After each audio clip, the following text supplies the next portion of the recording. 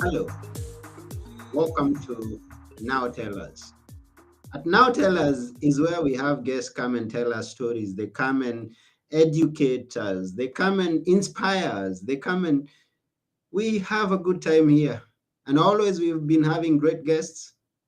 And that means even today we have a great guest. Her name is Carole Sluski. She will be here. She's going to tell us about the pain of losing a child. I'm looking forward to hear what it is and how to go about it. And I won't take one more minute. But before I go, let me remind you that if you want to see the past episodes of this podcast or future episodes, you can always go to nowtellus.com or go to Podmatch, where we are currently ranking number 2.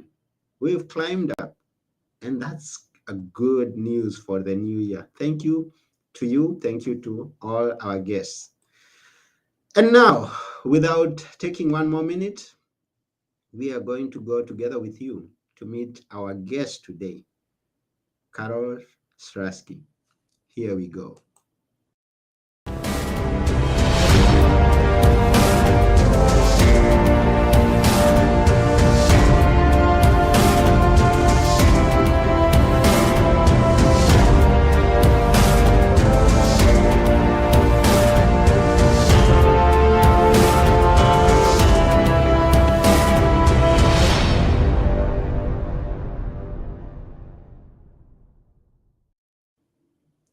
Hello, Carole.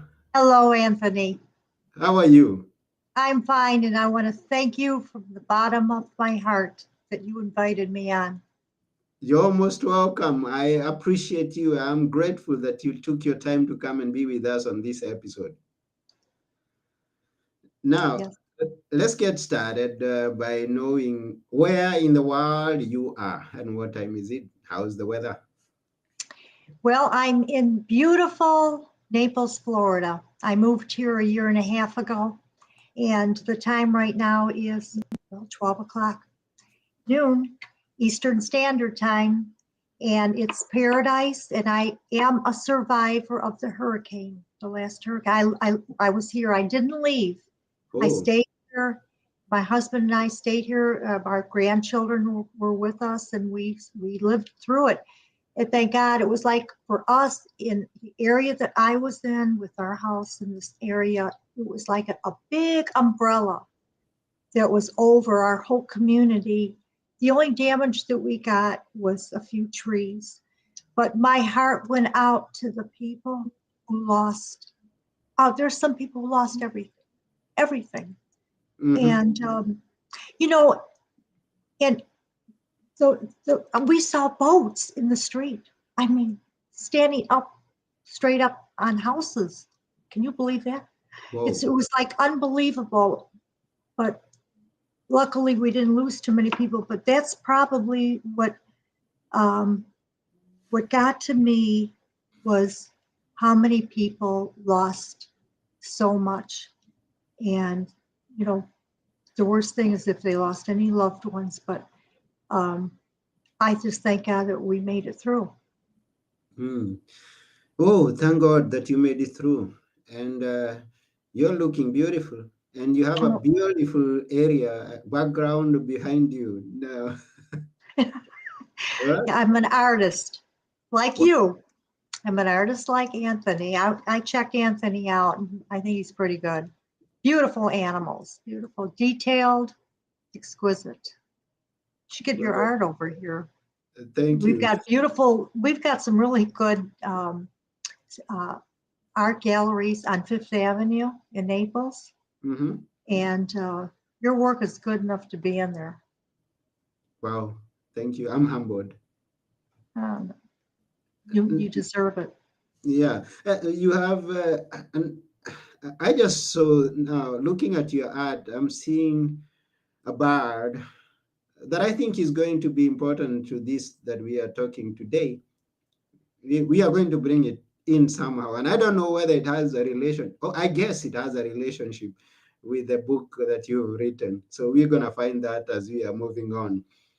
Eagle, do you just paint eagles, or you paint other animals? And how is it that you chose an Yeah, eagle to be on I'm your book? really, I'm really pretty versatile on my art. I like landscapes. Here, I wanted to paint, when I moved here to Naples, my goal is to paint seascapes, the Mhm. ocean.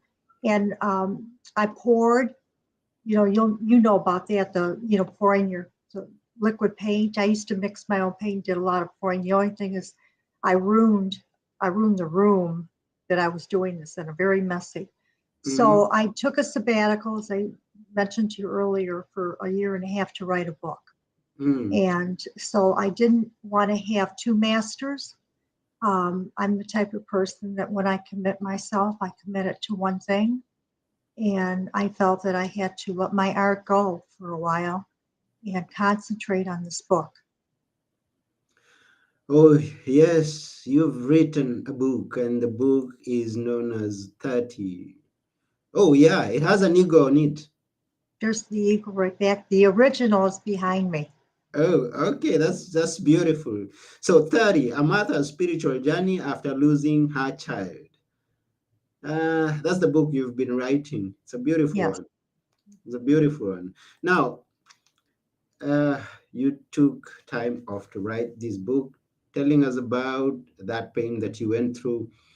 And you started telling us about the hurricane that destroyed a lot of property, and then definitely somewhere it took lives.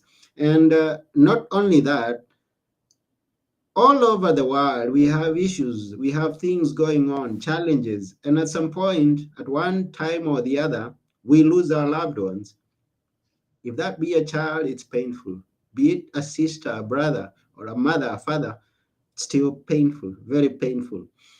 And it's important when we are having these conversations with someone who's been through something, coming back, speaking about it, and maybe helping someone out there who's undergoing some challenge, who's lost a loved one. And now, what prompted you? Let me ask you this question. What prompted you to write the book? And yeah. Okay, I think for probably the last 10 years, I've been getting feelings that I wanted to write the book. I wanted to pass on what what I learned and how I'm surviving. I Mm-hmm. My daughter died 30 years ago. Um, we're going on the 31st year now. There'll be March 19th, 2023. It'll be 31 years. And that's a long time. That's a real long time. And Mm-hmm. during that period of time, I went through stages, and I wanted to share that with people, mothers, fathers, sisters, brothers, whatever. My book is based on my experience losing my daughter, a child. So Mm-hmm. that's where I concentrate on. But the people that have already read it have gotten back to me and said, you know what, Carole, I can relate to this with my mother, my father dying, my husband, my wife.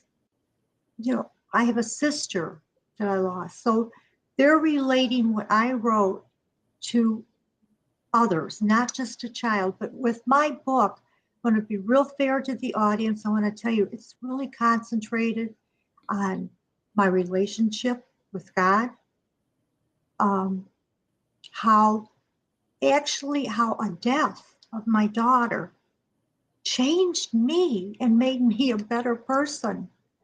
And I had no idea that was going to happen or how it was going to turn me.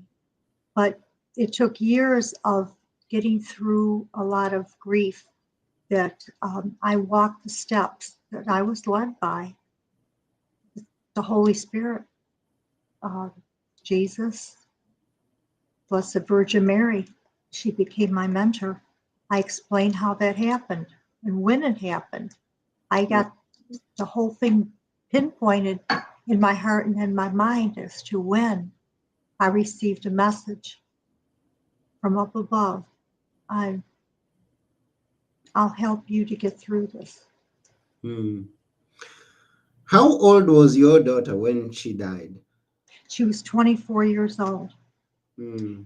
And when she was born, I had a premature placenta separation, and she was born at 7 months. She almost died at 7 months.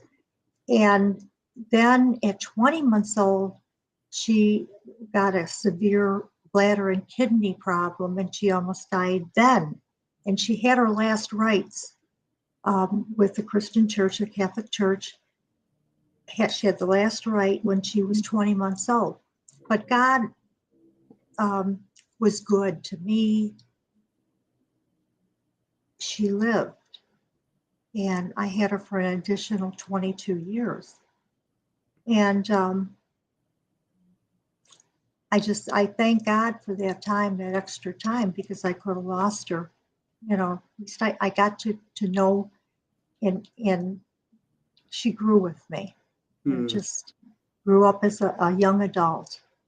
So, but it was tragic losing somebody. When you lose a child, there is no age that is good or bad. It doesn't matter. I mean, I know moms like me that have lost daughters that are 50. I have my other daughters that are up, well, I better say middle 60s. You might watch this. Mhm. I think she's about 56, 57. Wow. So, yeah. How old are you? I'm 70. I was just 78. 78. Wow.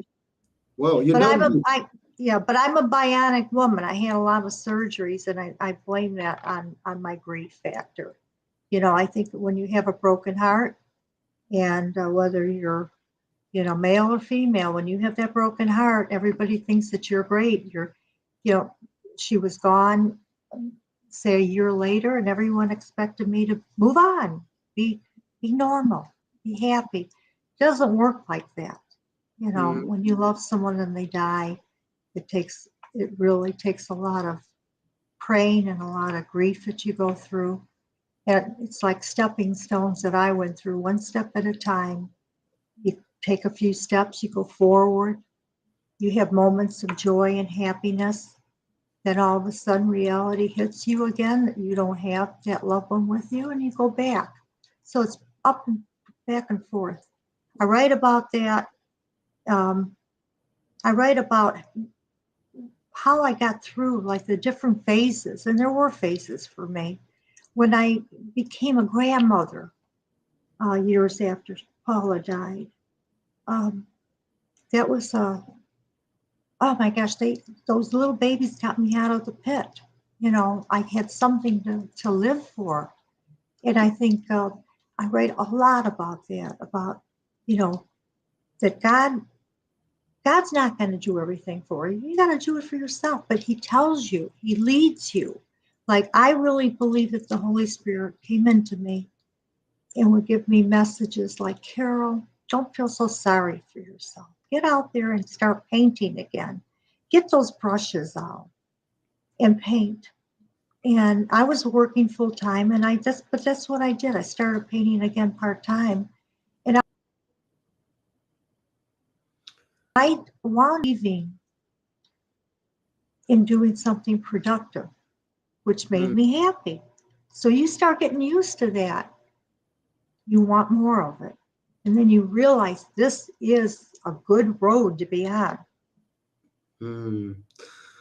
Yeah, we have one of our viewers who's here, and he's just surprised. His name is Peter Karanja, and he's Hello, surprised that Peter. you don't even look 70, not even 70. Well, I'm getting younger now too in Florida here, and the weather is so beautiful. Um, like I tell everyone, beauty and everything has a sacrifice. That was the hurricane. We live in it's just magnificent every day with the sun, but you have to expect you're not going to get everything perfect all the time. So Mm. now I know every season I got to worry about another hurricane. So, and stock up with food and all that other stuff. But that's okay. I think it's worth it. Now, at 78, and before I even go deeper into the book, At 78, rather, let's go back 1 year back. That's when you wrote your book. That's at 77. That's So, when you were writing. So you wrote your first book at 77, and I have written myself. I'm a writer, and I just want to hear of your experience. How was it writing this book? well, how was it? Well, first of all, being the age that I was at 77, I started the process of aging, you know, and I'll talk about the mental part of it. Um, there were things that I forgot and I couldn't remember. I wanted to go all the way, I had to go all the way back. I went Mhm, all the way back and describe briefly when she was born, when Paula was born, when it was, um, you add 24 years plus a 30, that's a long time ago. So yes, there are a lot of things I forgot. One of my illnesses I got during that 30-year period, I got MS. And what happened there was I had some signs of uh, lost memory due to the MS, the scar tissue. mhm, So what happened? A miracle happened to me, to myself, as far as I believe, that my memory started opening up. And I would come upstairs here where I'm at in my little office, and I would sit at the computer and I would start typing. I'm a good typist too. And I would start writing from my heart. And sometimes I would write about a topic that I, it's a new topic that's for the book that just maybe was going to be put and placed at the end of the book. But at that moment, I didn't care. I wanted to type what I felt. mhm. So I would get on and I would just type, type, type. And I would cry. I cried many times. I just cried. And I cried over God. I cried over Jesus. I felt myself just seeing and feeling emotion that I didn't even realize I had. I had no idea that I was that spiritual until I wrote the book, Mhm. because that's when it all came out. It just came out. And then the next day I would come back upstairs and I would read what I wrote. There were times that I said, did I write that? You're a writer. Do you know what I'm talking about? Yeah, I know. I have that experience. I've had when I made my draft and I presented it to someone. I am hearing him reading it to me, and I'm like, "Is that my manuscript?" So I get you. Anthony, you and I have something in common. We're both artists. And now I could call myself an author. We're both authors. Hmm. So it's like one goes, they're hand in hand of the type of, we have that creative ability inside of us to get it out. But see, now I just had a memory loss because I was going somewhere with this and I forgot where. So what were we talking about? Yeah, There, I am 78. yes, we understand, and you are doing good, good, pretty good at 78. And we thank you for taking your time and putting down this story of your daughter. You are driving us in the process of how you wrote your book. That's why you are driving. You talked about you write something and then come back to it, and you're like, no, this is not me. This is not true. I didn't write this. Because it was so beautiful. It was Yeah. just like, wow, where did that come from? I even did poetry in my Hmm. book, along in between the paragraphs of explaining, the process of my healing. And that just, you know, it's amazing. It's just amazing that I did this. That's all I could tell you. It Yes. makes me happy that I want to share it. I want to share it with the world. I want to make people believe that they can get through this terrible thing. Hmm. When someone dies, they're no longer here anymore. They're gone off the face of the earth. They don't exist here. You could travel all over the world, but you're never going to find them. You're never going to see them again. Hmm. That's where faith comes in. That's where you need God. You need that. And that's where if you open up your heart and you let those feelings come in, you are going to feel better. You're going to believe. Mm-hmm. Because my dad used to say that when we were little girls, I have two sisters. My one sister did pass away last year, but Sorry. yeah, she this is amazing. She's in the book too because she was my close. She just helped me get through a lot. She's Mm-hmm. she's gone here, but I believe she's in heaven.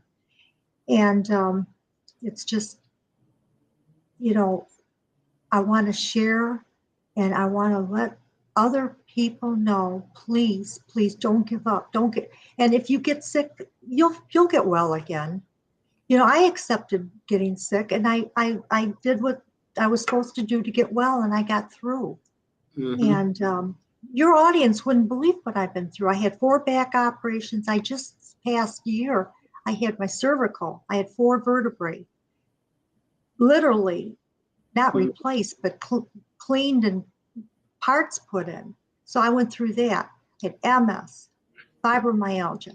Then on top of it, I got cardiomyopathy, heart disease, and my doctor said, well, we don't know why you got this, but it could be from a virus. And I said, what about a broken heart? Because there is that broken heart syndrome. And he said, well, we can't rule that out, Carole. It could be. So I got cardiomyopathy. I do have a little defibrillator in me to help Mm. my heart. Went through all that. I'm alive. I'm living. I made it. Wow. I made it to be here, to meet you, Anthony. Wow. Glory to God. We thank God for keeping you this strong, keeping you still with a big smile on your face Yeah. after all that you've been through. And you come back here to give hope to someone who's listening or Yeah. watching us. And actually, the audience are very glad that they are hearing this story. We have Jane who is saying this is powerful. She's liked the story so far. And I Oh, asked, here's all the messages. Yeah. I'm so busy I wasn't reading them. Well, thank you, Jane. yeah, yeah, they I are. gotta tell, you know what I have to tell Jane, I have to tell, God up there, you'll start letting me look older because I'm getting too many people. Say, what's your secret? Especially down here in Naples, there's a lot of, we are seniors here. So Hmm. I like that. She looks 50. Wow. My daughter will not like that, Peter. That's my daughter. That's, I have 2 daughters. One's up there in heaven, and Jill, she lives here in Naples too. That's why I'm here. I moved here because I had to be close to my family, had to be close to my daughter, my son-in-law, and my 2 granddaughters. When they moved here, I said, we got to go, you know. Mhm. Yes, Jen says, yeah, you look so young. She's thankful and she says, I'm reading these messages. yeah. So, all the audience out there, thank you very much. We really appreciate you taking your time and watching. If you have a question for Carole, you can always shoot it here. If you have a comment, yeah, we would like to hear your comments. We appreciate your time. We appreciate your feedback. So thank you very much. Thank you, Jen. Thank you, Peter, and everyone else who's watching there. And let's go back to the book. And you told us that she died, but we haven't gotten the reason. What happened? How did she die? Well, Paula, it was a sudden death. I had no idea that what was going on within her body, but she died of a pulmonary embolism, which is a blood clot to her heart and her lungs, a blood clot in her lungs, and then of course that stopped her heart. Um, there's a story I write about the emergency room, how I got the notice of it, how I had to go through witnessing her on the machine that they had her on. The, the doctors they operated on her. She was already deceased as far as I was concerned. The first time I walked in the ICU room and saw my daughter, she had all this equipment on her and her eyes were half open. She had these big, beautiful blue eyes. And I could hardly see her eyes. they were dilated. The pump was pumping. Her chest was going up and down, up and down. I had to witness that for 48 hours. And I signed off on the equipment. I had to really pray to God on that one, because I had them stop using her, that equipment. To me, I didn't feel her soul. She was gone. She was like a vessel, an empty vessel. And that was the beginning of witnessing, the loss of her. So it was sudden. And I do, in the middle of the book, I wanted to stress this. Oh, I should have had that off. So sorry.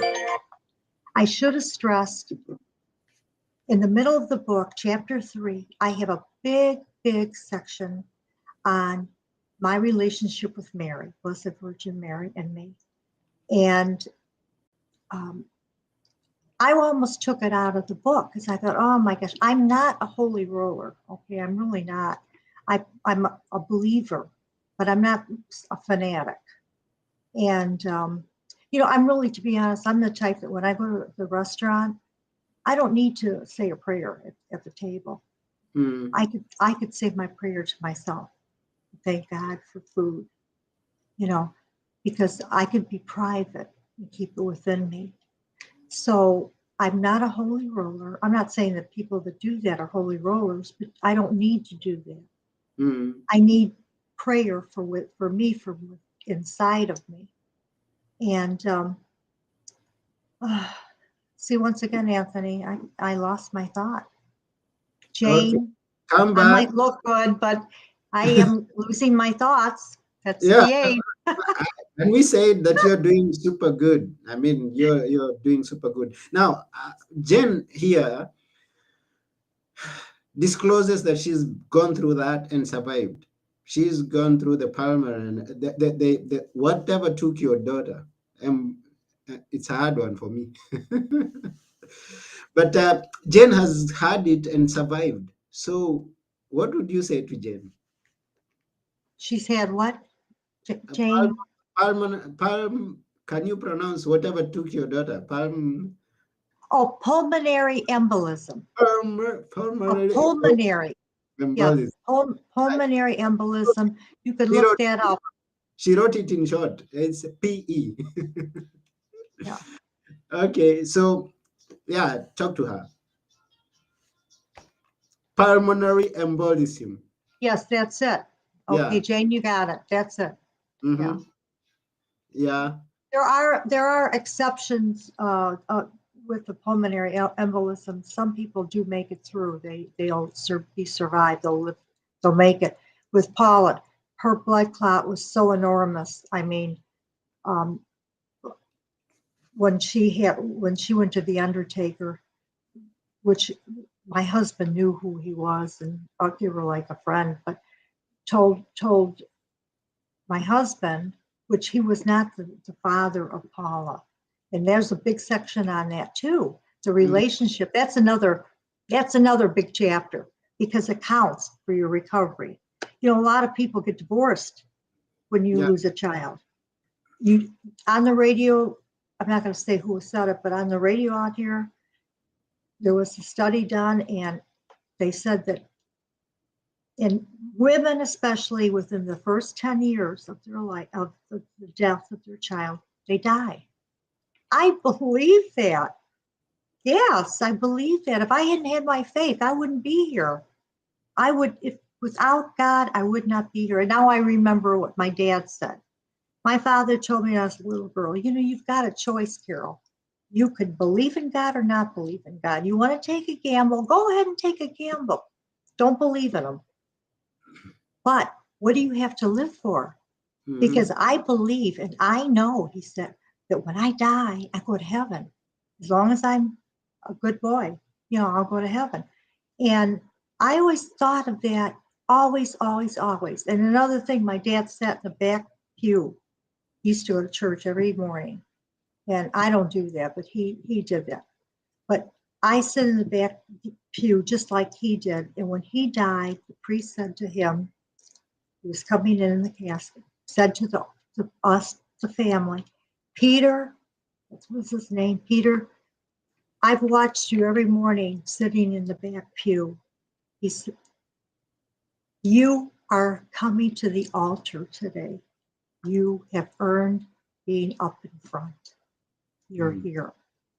So oh my gosh, I thought about that. And that's when I was writing, that's in my book. When I was writing about it, I started crying.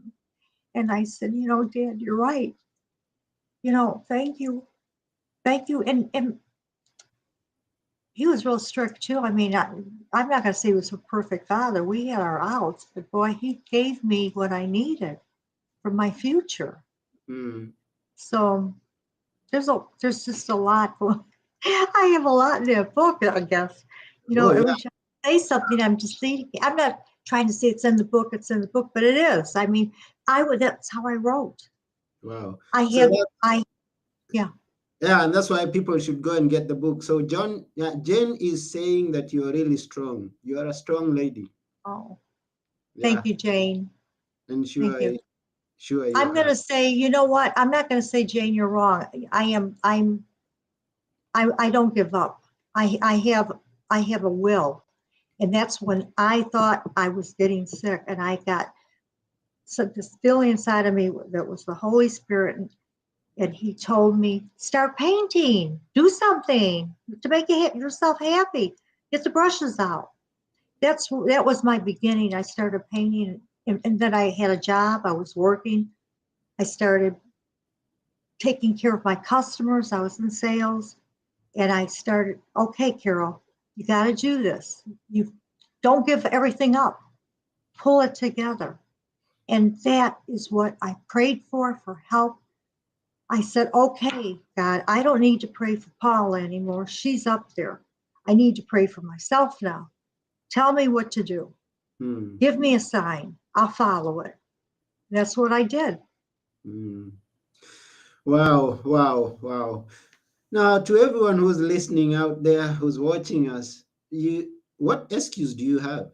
What excuse do you have? Is it that you are not doing something with your life, that you are not starting a new career, that you are not starting to paint or starting to write, even when you've come through a tough time of losing?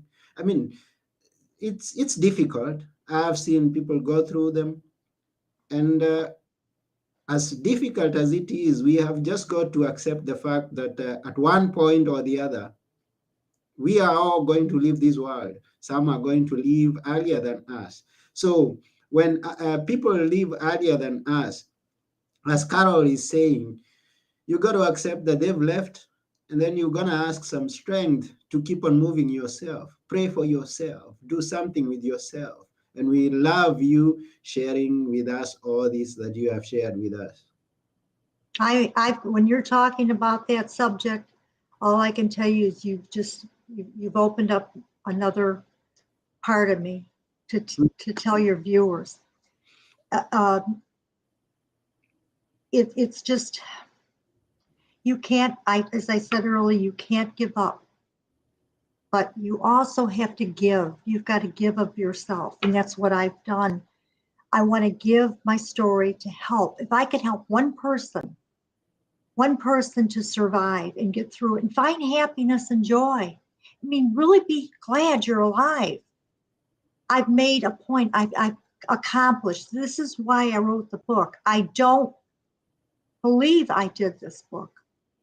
I mean, it's like it's just hard for me to believe that I wrote it, because I read my book every night. I do. Every night I got the book and I read it, a little chapter here and there. And I say, boy, yeah, Carole, that really is nice, But I also do that so I'm on top with the podcasters, because I don't want to forget. I don't want to forget what I wrote in this book. And sometimes that happens. Now, your viewers that are my age, they're going to understand what I'm talking about. They will. They'll understand. Let's believe we have some viewers your age here. I mean, you're giving people hope here. And now, We have a question from Jane. She's asking about relationships in general after a big milestone in life. And I don't know exactly Well, what Jane, milestone. yeah, what relationships are we talking about? Are we talking about a mother with another child in the family or a husband? Um, Mm-hmm. I'm reading some one No, that came in. I'll leave that to you. Continue with Jane. I'll bring that Yeah. up. Okay. Mhm. Could you please tell about? I need to know from Jane. Yeah. Jane, give me a little information about what relation everyone. Okay. Well, believe it or not, Jane, I got a chapter in the book on the subject of relationships because you got to stop and ask yourself, what is a relationship? There's good ones and bad ones. If you want a good relationship, what do you have to have more than anything else? You have to have contact with that person. You have to have time with that person. You have to have interaction with that person. I mean, you have to be presently together. If it's on the phone because you live far away, that's contact. But you can't carry on a relationship with no contact. I'm out here with elderly people. We were grandparents. We're mothers and fathers. Our kids are older. Some of us don't even hear from our children. There's a lot of people that don't call you. If you're a 50-year-old child, call your mom, call your dad. Just say, "I love you, mom. I love you, dad." That means something to us. So that's a relationship. That's contact. Husband and wife. Another thing, contact. I write about why was my husband, Denny, he's in the book, why was he such a vital asset to me? He was because I'll tell you why. He wasn't the father of my child. So he was able to give me all of his time when I was crying. He wasn't crying himself. He only knew her for 6 months or 6 months to a year. I got that in the book, but I can't remember exactly how long. But he didn't know her long enough to grow that real love bond relationship of daughter, child, and father. So he was able to give to me. Now you take my first husband, Jim's in the book. If I was still married to Jim when my daughter died, we would both be suffering together. And I'll tell you something, that's what people got to know. If you've got a mate, if he's the real father or the mother, you've got to work together. When I've mentored a few women that lost their child. They've got other kids. I tell them, what's important? Take care of your family first. Your first, well, the first thing, you got the circle of life. First is God. Then you've got your husband, wife, but you've got to take care of that circle of people that are in your life. And of course, God is always the first one. Yeah, Maya is talking something to that effect, that you've got to be connected to people who can lift you up, because when you're going through grief, it can drive you into a deep, dark hole. It's It's called the important. pit. Yeah.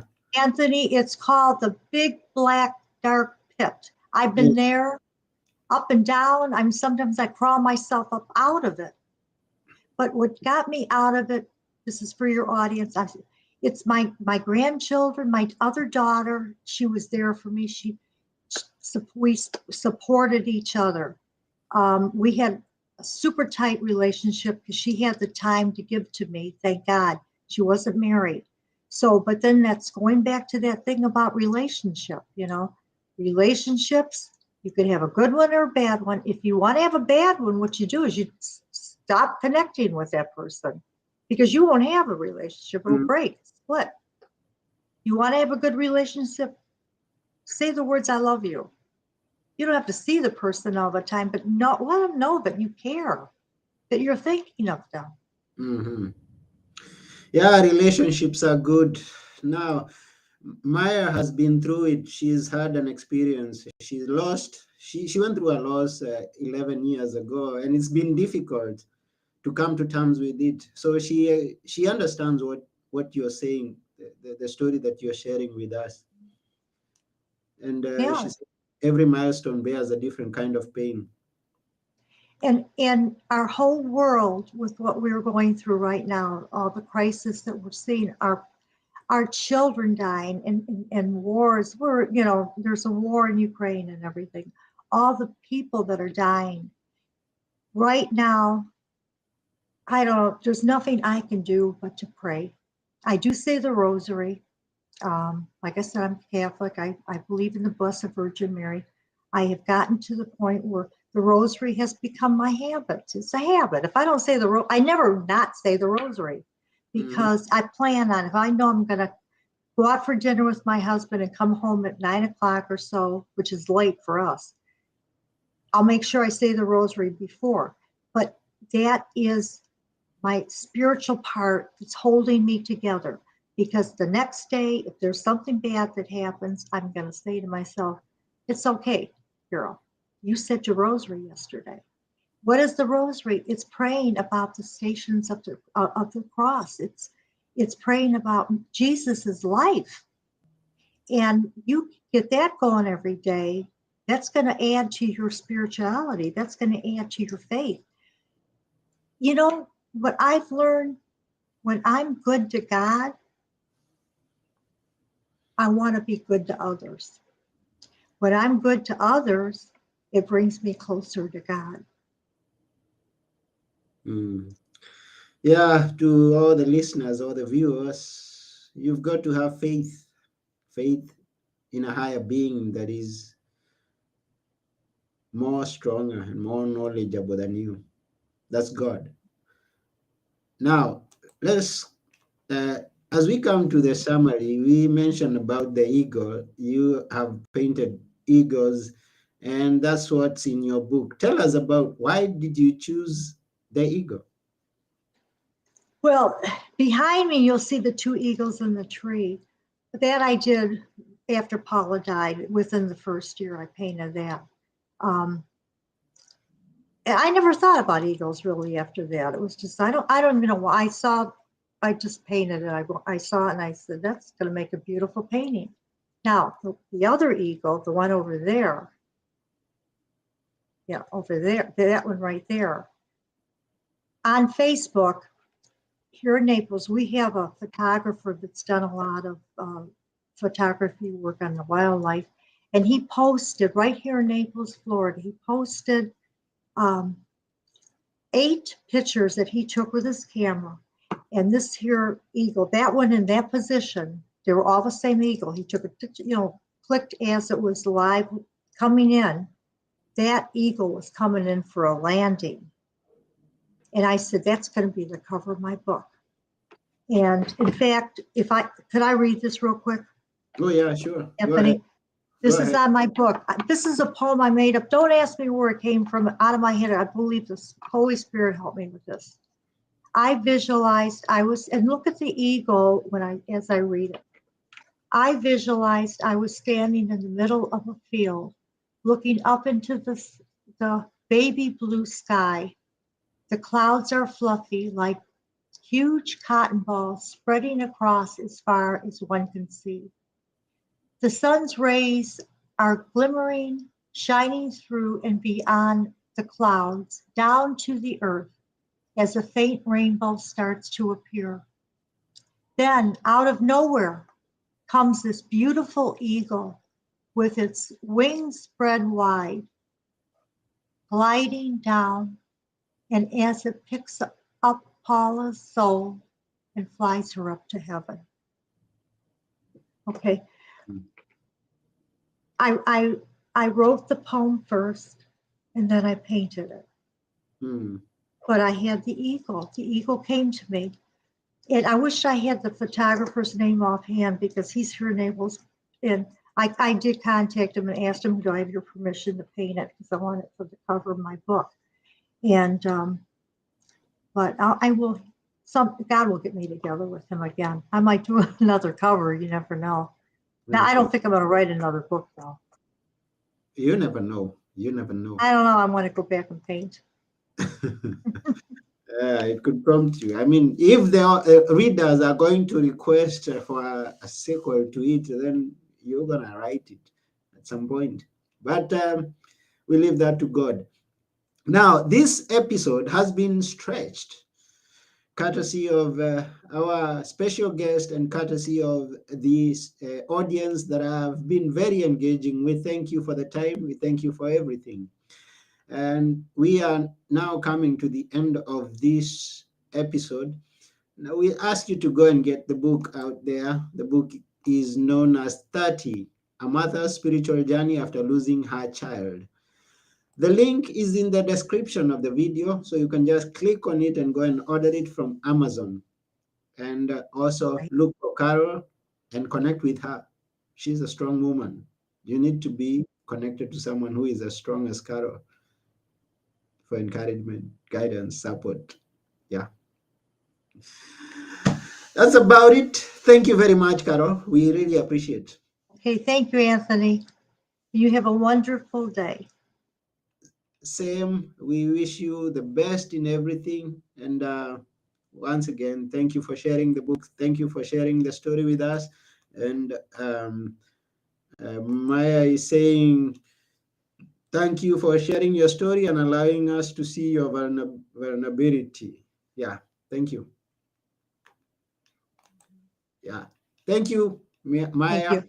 I hope I'm saying it right. Thank you, Jen. Thank you, Peter. Thank you, everyone. Even those who get to watch after we are through. We thank you for your time. And that's about it for today. I've been your host, Anthony Murore. This has been Now Tell Us, and our guest was Carole Sluski. Thank you very much, and bye for now. Bye-bye. Bye.